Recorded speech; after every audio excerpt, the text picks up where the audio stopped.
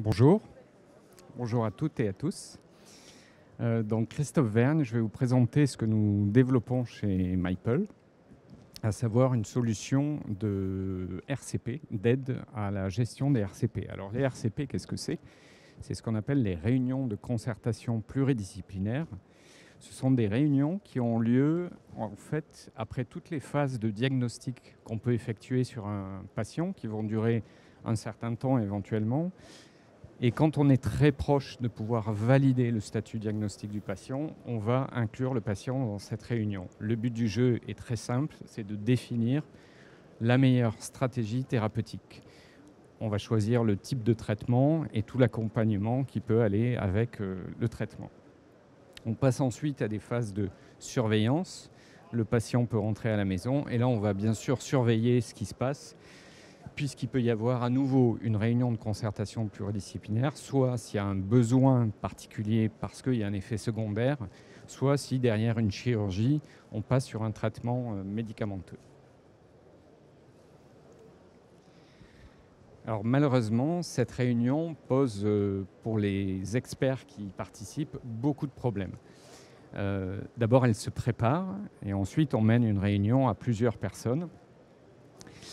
Lors de la préparation, on doit aller chercher, bien évidemment, vous l'avez compris, des données, toutes les données de diagnostic, et puis éventuellement des données qui vont permettre de réfléchir, de discuter ensemble sur la meilleure stratégie à adopter. Cette préparation est très longue, elle prend beaucoup de temps, ça peut être plusieurs jours, en tout cas des heures pour une réunion d'une heure ou deux.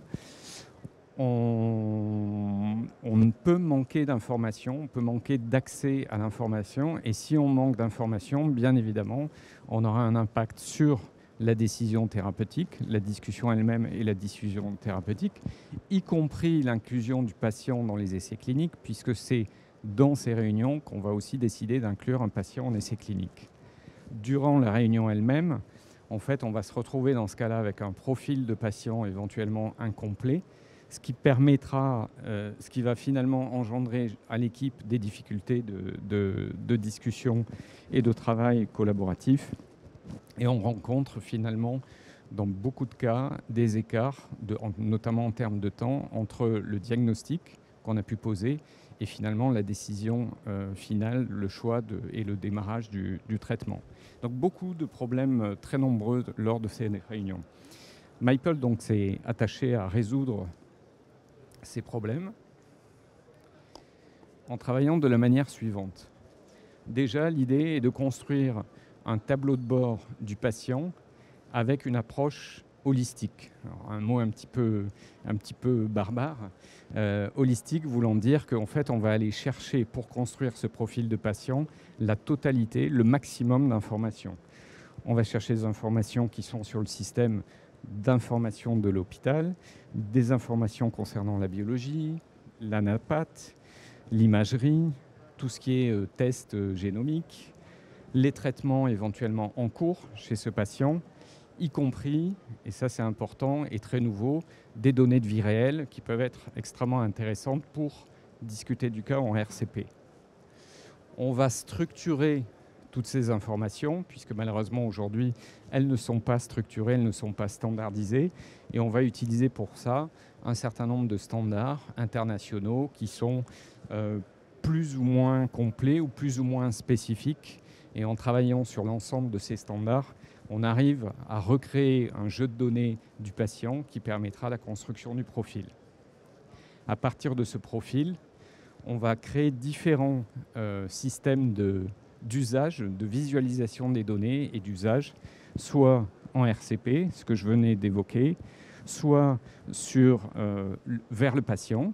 Donc c'est une application patient qui permet de donner les données de vie réelle, soit sur des équipes intermédiaires entre la RCP et le patient, des équipes qui prennent en charge en fait le patient. Donc on est vraiment sur une approche globale du patient, et on permet aux équipes médicales de très rapidement avoir accès et bien visualiser les informations pour discuter du cas et prendre la meilleure décision. On accélère finalement la prise de décision, donc elle est accélérée et plus juste, il y a des chances. On a un impact très positif sur les essais cliniques, puisque dans cette réunion, on va avoir tout de suite un profil complet qui va permettre de dire on peut inclure le patient dans l'essai clinique ou pas. Et on a finalement un contexte de discussion, de collaboration entre les professionnels de santé qui est amélioré. Je ne l'ai pas cité au début, mais on trouve beaucoup de publications aujourd'hui qui parlent de stress médical, notamment chez ces équipes médicales qui gèrent des patients en oncologie avec la masse d'informations qu'il y a à traiter. Alors là, vous avez l'exemple d'une vue de synthèse, puisque ce qu'on va générer, c'est un profil du patient, mais avec un certain nombre d'informations qui vont permettre de discuter en RCP. Donc là, on a un cas en oncohématologie. On va avoir une structure qui est chez Maple toujours la même. On a un certain nombre d'informations générales du patient, des informations qui vont porter sur le contexte de vie, éventuellement des substances, si le patient est fumeur, s'il fait du sport ou pas. On peut aller sur des scores, différents scores qui permettent d'évaluer le niveau d'autonomie du patient, des scores gériatriques par exemple. Et ensuite, on va avoir, et ça c'est extrêmement important, la question qui est posée en RCP. Quand un patient est discuté en RCP, il y a une question qui est posée et l'équipe est là pour répondre à cette question. Et ensuite, un certain nombre d'informations sur l'histoire de la maladie, où en est le patient, dans quel état, les derniers examens de biologie ou d'anapath, ainsi que des éléments qui vont permettre, par exemple sur les traitements en cours, qui vont permettre finalement de choisir la décision, de prendre la décision thérapeutique. On peut être sur des standards, on peut être sur un essai clinique, on peut avoir les informations, toutes les informations utiles pour choisir les différentes options possibles pour ce patient.